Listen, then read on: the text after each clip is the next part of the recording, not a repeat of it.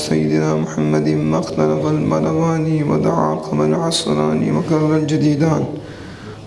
الجديدان واستقل الفرقدان وبلغ روحه وأرواح أهل بيته منا التحية والسلام وبارك وسلم عليه كثيرا صدق اللہ مولانا العظیم۔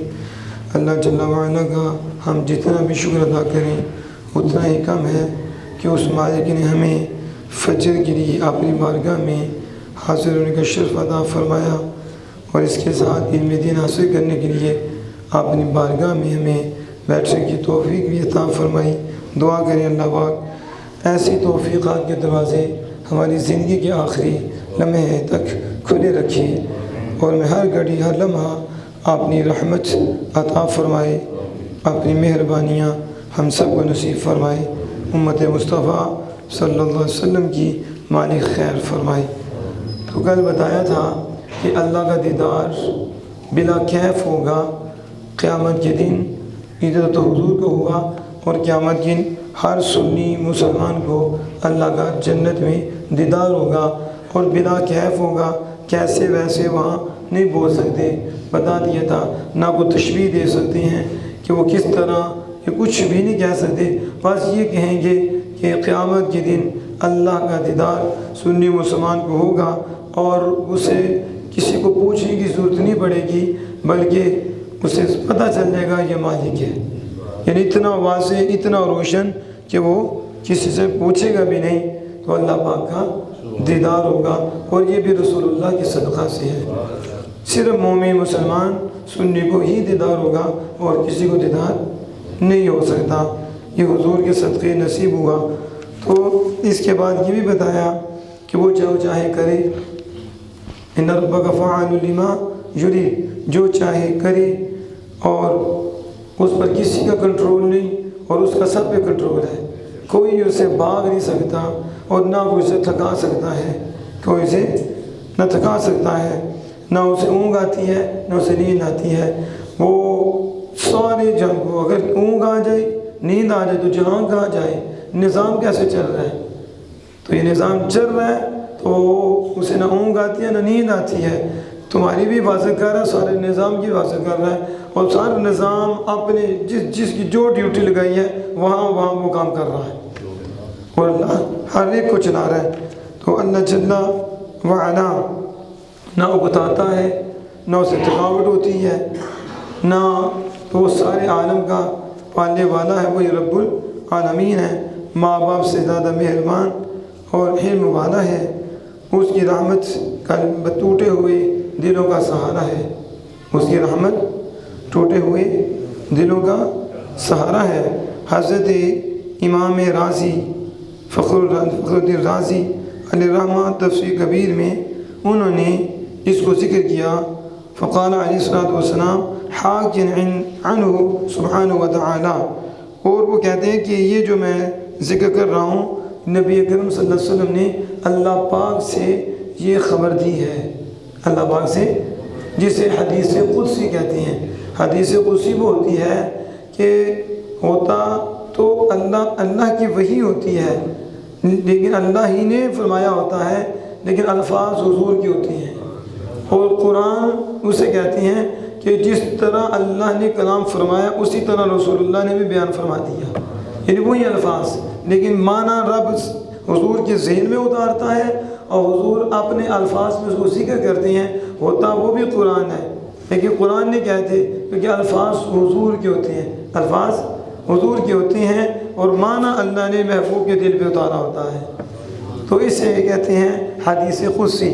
تو امام رازی کہتے ہیں کہ رسول اللہ صلی اللہ علیہ وآلہ وسلم نے اللہ سے یہ خبر دی، کیا کہ انا عند المنکسرۃ قلوبہم لاجلی، میں ان کے پاس ہوتا ہوں جن کے دل میری وجہ سے ٹوٹے ہوتے ہیں، میرے لیے جن کے دل ٹوٹے ہوتے ہیں میں ان کے قریب ہوتا ہوں۔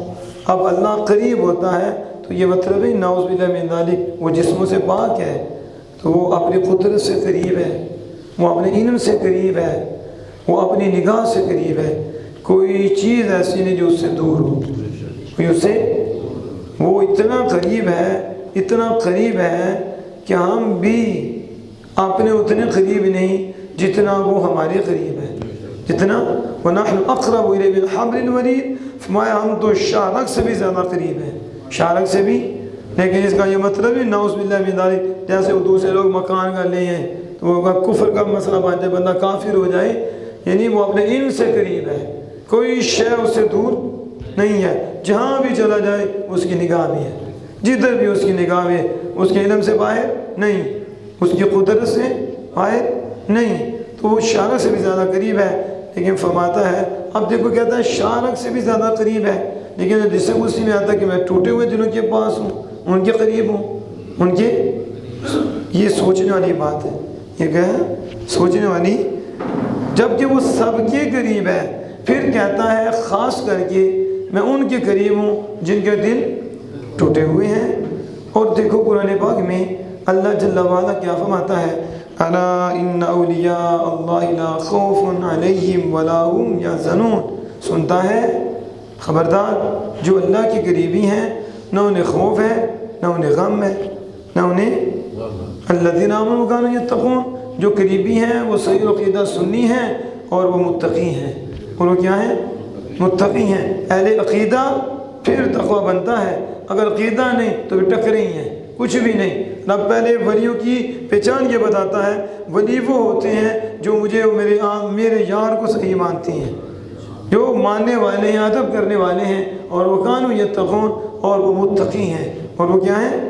یہ ڈبے پیر، یہ چھاپے والے، یہ سارے ظالم ہیں، دکاندار ہیں۔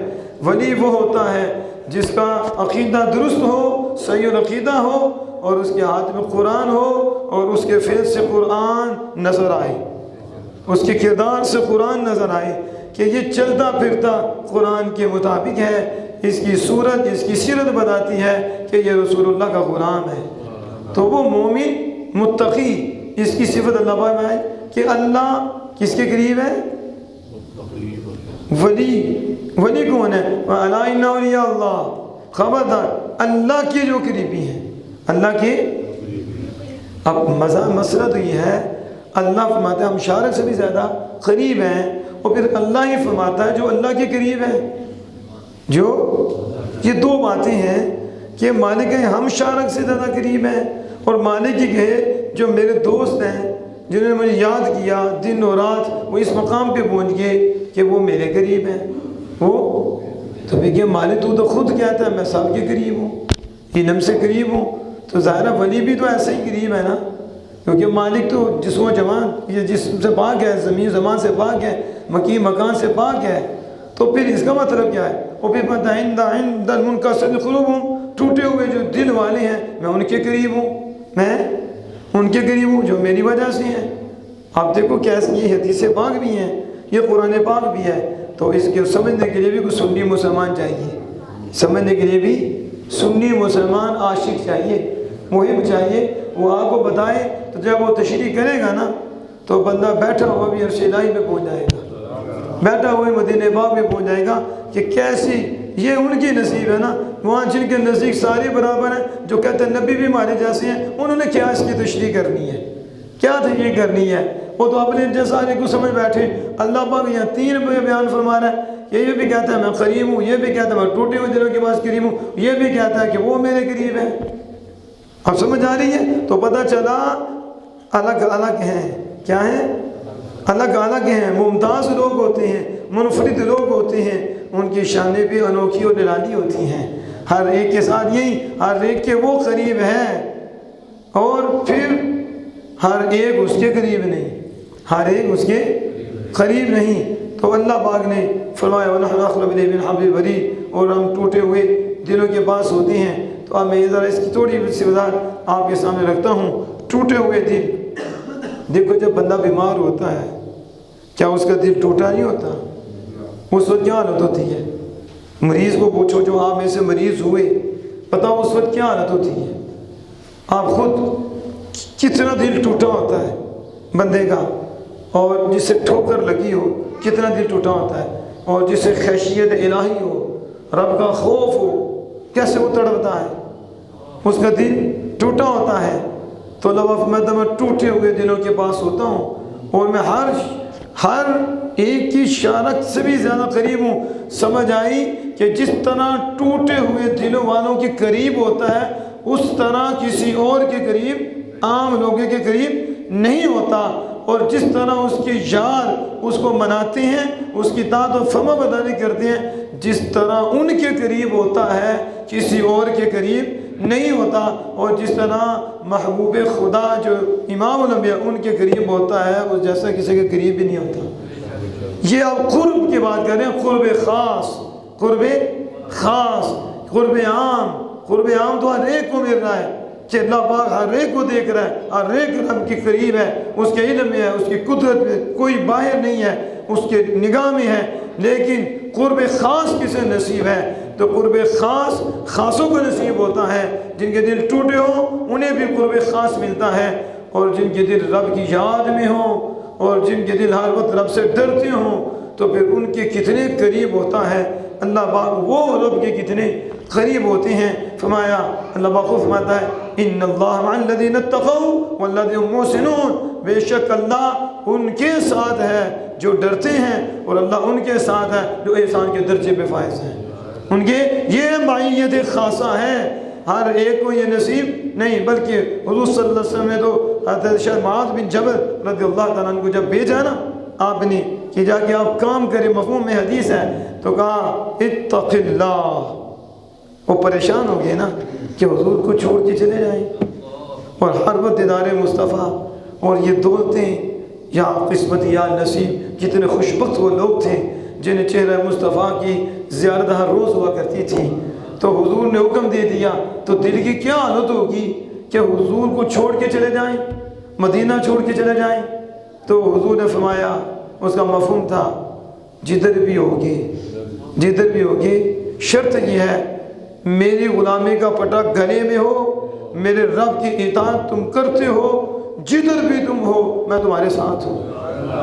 یہ کہتے ہیں رسول اللہ وہاں ہیں، ہم نے کہا تمہارا کو خدا، یہ تو رسول ہوگا جو وہاں ہے، ہمارا خدا، ہمارے رسول، خدا کے محبوب جہاں بھی ان کا فرما بردار ہوگا، دل سے محبت کرنے والا ہوگا، وہ اکیلا نہیں ہوگا، رب بھی اس کے ساتھ ہوگا، رب کے مصطفیٰ بھی اس کے ساتھ ہوگا۔ اس لیے کبھی تصور تو کرو جو متقی ہوتے ہیں، کیوں متقیوں کے پاس بیٹھ کے دل بدلتے ہیں، کیوں چینجنگیں ہوتی ہیں، کیوں بیانات سے اتنی تبدیلی نہیں ہوتی جتنی ان کی صحبت میں ہو جاتی ہے؟ وجہ کیا ہے؟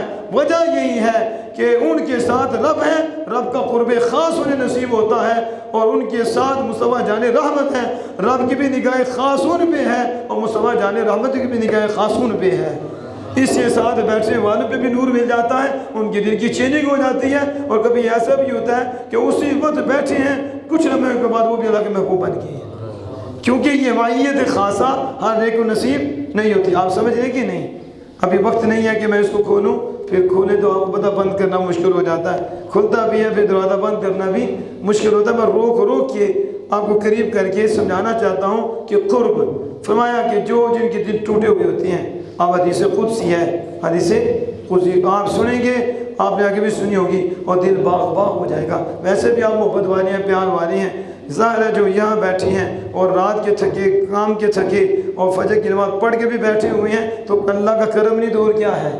یہ اللہ کا فضل نہیں تو اور کیا ہے کہ جس نے آپ کو اپنے گھر میں بٹھایا ہوا ہے۔ کون ہے کہ جو اپنے گھر میں ایسے بٹھا لیتا اور نوازتا بھی ہے، لیتا بھی کچھ نہیں ہے؟ وہ مالک ہے کہ جو لیتا نہیں دیتا ہے اور پھر اپنے سامنے بٹھا کے دیتا ہے۔ تو یہ اس کی مہربانی ہے جس نے ہم نکموں کو بھی اپنے بارگاہ میں بٹھایا ہوا ہے، اور علم کی دولت، اپنے نور کی دولت، اپنے فضل کی دولت، کرم کی دولت سے ہمیں نواز رہا ہے۔ تو دیکھو حدیث پاک میں آتا ہے، اس کا مفہوم ہے، اس کا مفہوم ہے جب بندہ بیمار ہوتا ہے، جب بندہ بیمار ہوتا ہے رب اس کے کتنے قریب ہوتا ہے؟ رب اس کے، حضور صلی اللہ علیہ وسلم فرماتے ہیں اس کے پاس خیر کہو، خیر کیا کہو؟ خیر کی دعا کرو۔ کیا کرو؟ خیر۔ جب تم خیر کی دعا کرو گے نا، فرشتے آمین کہہ دیں گے۔ فرشتے اتنا قریب ہے، رب اس کے اتنا قریب ہے کہ ادھر زبان سے نکلا ہے اور قبول بھی ہوگی۔ کہتے نہیں مریض کی سے دعا کراؤ، کہتے ہیں نا، تو صرف مریض سے نہیں، آپ کرو۔ مریض پتہ نہیں مرض میں دعا کیا کرے، آپ دعا کرو وہاں، حضور فرماتے ہیں کہ وہاں تم دعا کرو تمہاری دعائیں خیر ہو۔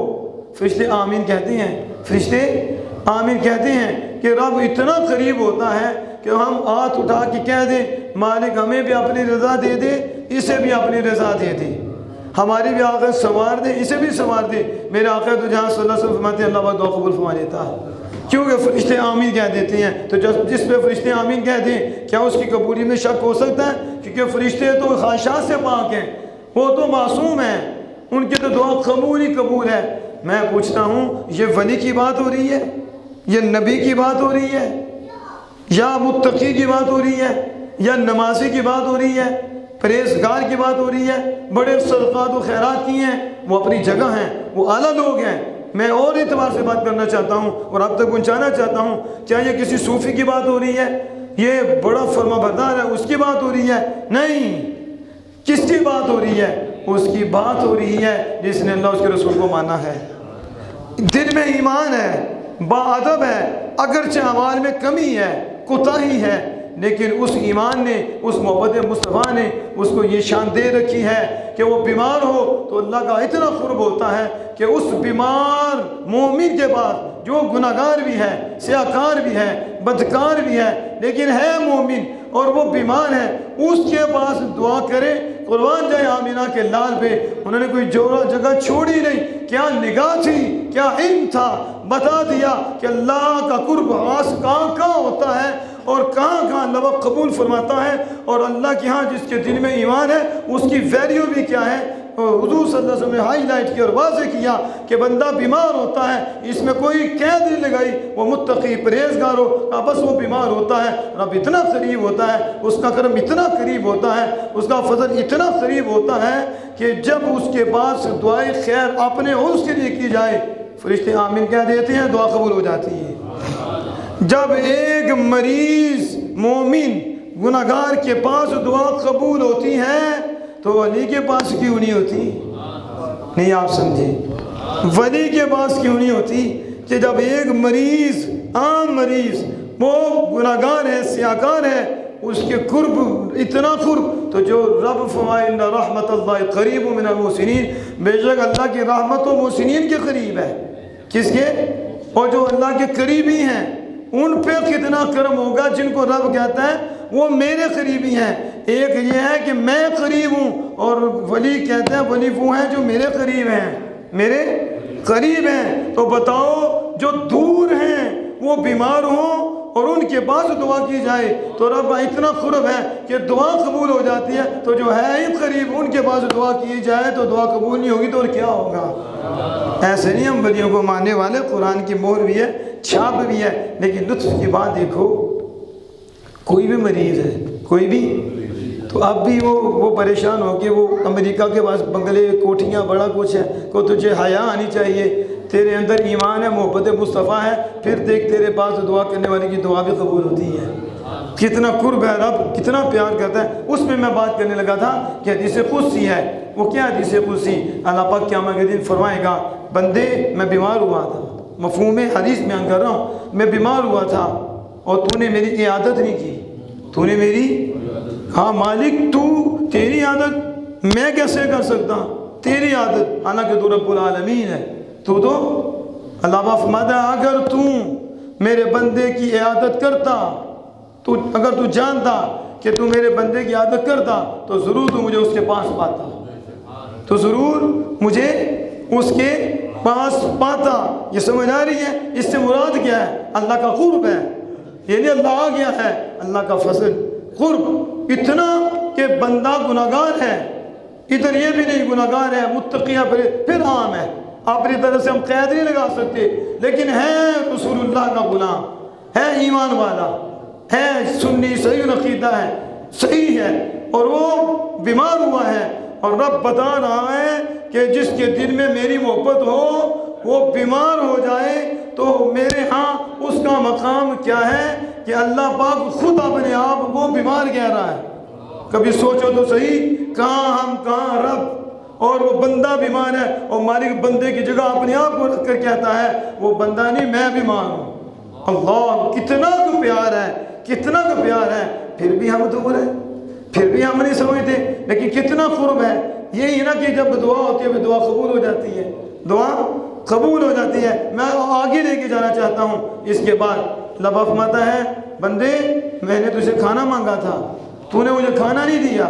ہاں مالک، تو مفہوم حدیث ہے، ساری نہیں بیان کر رہا، تو رب العالمین ہے۔ میں میرے بندے نے تجھ سے کھانا مانگا تھا اور تو نے اسے کھانا نہیں دیا تھا۔ اگر تو جانتا کہ تو اسے کھانا دیتا تو مجھے اس کے پاس پاتا۔ اب رب کہہ رہا ہے میں نے کھانا مانگا۔ اب سوچیں کبھی، یہ کہتے ہیں اسلام نے کیا دیا ہے؟ میں نے کہا تو نے پڑھا کیا ہے اسلام کو؟ تو نے کیا پڑھا ہے؟ اور اسلام نے سب کچھ دیا ہے۔ کافروں نے تمہیں کیا دیا ہے؟ جہنم دی ہے۔ اور اسلام نے تجھے زمین پہ عرش پہ پہنچایا ہے۔ اسلام ہی ہے جس نے تمہیں سب کچھ دیا ہے۔ اسلام کے بغیر تو وہ تو خنزیر سے بھی بدتر ہے، جس کے پاس اسلام نہیں، اور جس کے پاس اسلام ہے وہ معزز اور مکرم ہے، اسے اسلام نے عزت دی ہے۔ اور رب خود کہہ رہا ہے میں نے کھانا۔ اندازہ لگاؤ، ادھر کوئی ولی بھی ہو، آپ نے دیکھا ہو بڑے بڑے قد والے ہوں، تو وہ یہی کہیں گے نا یارو فلاں بندے نے کھانا مانگا تھا، تو نے کیوں نہیں دیا؟ وہ یہ تو نہیں کہے گا کہ میں نے کھانا مانگا۔ اور وہ اللہ الصمد ہے، وہ اللہ بے نیاز ہے، اور وہ کہہ رہا ہے کہ میں نے کھانا مانگا۔ بتا یہ رہا ہے کہ میرا بندہ جب بھوکا ہوتا ہے تو مجھے اس سے کتنا پیار ہے، مجھے اس سے کتنا پیار ہے۔ تو فرماتا ہے میں اس کے کتنے قریب ہوتا ہوں، اس کی جگہ اپنے آپ کو رکھ کے کہتا ہے میں نے کھانا مانگا۔ آپ اس بھوکے کو کبھی تصور دعائے نا کہ میں بھوکا تو ہوں لیکن رب کا قرب میرے ساتھ ہے، کہ رب کہہ رہا ہے کہ میں ہوں، تو تجھے رب اپنی طرف منسوب کر دے تو کیا معراج نہیں ہو جاتی؟ ادھر عام بندہ کہہ دے یہ میرا ہے تو کیا عالم ہوتا ہے، تو جو ادھر رب کہہ دے کہ یہ میں ہوں، اس کا مقام یہ بتانے کے لیے کہ ہمدردی کرو، میرا قرب اتنا ملے گا تمہیں کہ وہ میں ان کے پاس ہوں۔ پھر مجھے پیاس، میں پانی مانگا تھا، تو نے پانی نہیں دیا۔ وہ کہا مالک تو رب العالمین، میں کیسے پانی تجھے پلاتا؟ تو اللہ پاک فرمائے گا میرے بندے نے پانی مانگا، اگر تو اسے جانتا پانی دیتا تو مجھے اس کے پاس پاتا۔ یہ بتا رہا ہوں اللہ کا قرب کس کے ساتھ اللہ کا قرب ہوتا ہے، ویسے ہر ایک کے قریب ہے، لیکن یہ خاص قرب ہے، یہ خاص قرب ہے۔ اور اللہ اپنی جگہ پہ تو بندے جو غریبوں سے تعاون کرتے ہیں یا جن کے دل ٹوٹے ہوتے ہیں ان سے تعاون کرتے ہیں اور ان کے بھوک پیاس کا بندوبست کرتے ہیں، ان کے پلاتے ہیں، بتاؤ رب کتنا انہیں نوازے گا کہ رب خود ان کی جگہ کھڑا ہو رہا ہے۔ اور پھر اس کو اللہ پاک نے کتنا، اس لیے مخلوق کو کھلانے والا، مخلوق کو پلانے والا، مدارس چلانے والا وہ بندہ دیکھ لو، اگر وہ بے نمازی بھی ہوگا نا مال بڑا ہوگا، وہ بڑا ہوگا، اللہ کو پھر بھی اسے اس اعتبار سے وہ اچھا لگے گا کیونکہ وہ اللہ کی راہ میں خرچ کرتا ہے، اللہ کی مخلوق کو پالتا اللہ ہے، لیکن ذریعہ اسے بناتا ہے، ذریعہ اسے بنا۔ اس لیے اللہ پاک نے فرمایا، مفہوم ہے اس کا حدیث کا، الخلق عیال اللہ، الخلق عیال اللہ۔ خلق اب میں وہ معنی نہیں کرتا جو حقیقی معنی ہے، مگر حقیقی معنی کیا ہوتا ہے؟ اہل و عیال کسے کہتے ہیں؟ بچوں کو کہتے ہیں نا، اہل و عیال، یہ ہمارے بچے ہیں، لیکن اللہ پاک کہتا ہے الخلق عیال اللہ، مخلوق اللہ کی پروردہ ہے، مخلوق اللہ مخلوق کو پالنے والا ہے، اور مخلوق پل رہی ہے تو اللہ پال رہا ہے۔ اور باپ کیا کرتا ہے؟ یہی کرتا ہے نا، اس کے بچے ہوتے ہیں، رب اس سے پاک ہے، لیکن عیال کا لفظ اللہ نے اپنے لیے استعمال کیا کیونکہ اس کا کیا، باپ بھی پرورش کرتا ہے تو انجام اس میں نرمی آتی ہے، تو پھر وہ پرورش کرتا ہے، تو اللہ پاک بھی پرورش کرتا ہے، نرمی سے وہ پاک ہے، جو معنی بندوں کے لیے اور آپ کے لیے نہیں، لیکن بولا وہی الخلق عیال اللہ، مخلوق اللہ کی پروردہ ہے۔ کتنا خوش قسمت ہے وہ شخص جس کے ذریعے اللہ پاک مخلوق کو پال رہا ہے۔ تو یہ میں بتا رہا ہوں قرب کتنا ہے۔ اب یہاں ذرا توجہ فرمائیں، آپ کا ایمان تازہ ہوگا کہ جب بندہ بیمار ہو تو رب قریب، بھوکا ہو تو رب قریب، خاص قرب ہے نا، ویسے تو قریب ہی ہے، خاص قرب ہے۔ کھانا نہیں ہے تو پھر قریب، پھر اس طرح پانی نہیں، پیاسا ہے، رب اس کے قریب۔ بندہ سوچے تو صحیح میں کیا ہوں، گناہگار ہوں، لیکن ایک ایمان کی وجہ سے رب دیکھو کتنا کرم فرما رہا ہے اور اس کا قرب خاص ملنا ہے۔ اور پھر مجھے بتاؤ، یہ پتہ کیا کہتے ہیں؟ یہ دوسری بولی کہتے ہیں، یہ جو ہے نا لیٹی مورتی کو پوجتے ہیں اور وہ کھڑی مورتی کو پوجتے ہیں۔ سمجھدار ہیں آپ تو سارے سمجھدار ہیں، یعنی سنیوں کو کیا کہتے ہیں؟ یہ لیٹی مورتی کی پوجا کرتے ہیں اور وہ کھڑی۔ تو پھر لوگ انہیں جپا مارتے ہیں، پھر لوگ جپا مارتے ہیں۔ یہ قبر میں تمہیں پتہ چلے گا، جب حضور نے منہ پھیرا نا، پھر دیکھیں تمہارا حال کیا ہوتا ہے۔ پھر تو آج سمجھ جاؤ، آج اللہ کہتے ہیں آج لے ان کی مدد، آج پناہ مانگ ان سے، آج لے ان کی پناہ، آج مدد مانگ ان سے، پھر نہ مانے کہ قیامت کو اگر مان گیا۔ آج مان لے رسول اللہ کو، ان کو چھوڑ دے، یہ سارے ظالم ہیں۔ لیٹی مورتی، ظالموں تم نے نبی کو بھی مورتی بنا دیا، تم نے ولیوں کو بھی مورتی بنا دیا، تم نے کسی کو چھوڑا ہی نہیں۔ تیرا دیکھ حشر کیا ہوگا قیامت کے دن، جسے نبی میں اتنی بڑی بات کر دی کہ جو نبی کے دربار پہ جا کے مانگتا ہے، دعا کرتا ہے، وہ لیٹی مورتی سے نعوذ باللہ من ذالک نگر کفر کوشش کی کہ اللہ کا قرب جو ہے وہ درجہ بدرجہ ہوتا ہے کسی کے ساتھ، ایسا عام سب کے زیادہ کافر، منافق، مومن ہر ایک کے قریب ہے، لیکن مومنوں میں سے بھی کس کے قریب ہے وہ میں نے کچھ باتیں بتائی، اور ولیوں میں بھی سب سے زیادہ قریب ہے، اور ولی اس کے قریب ہے۔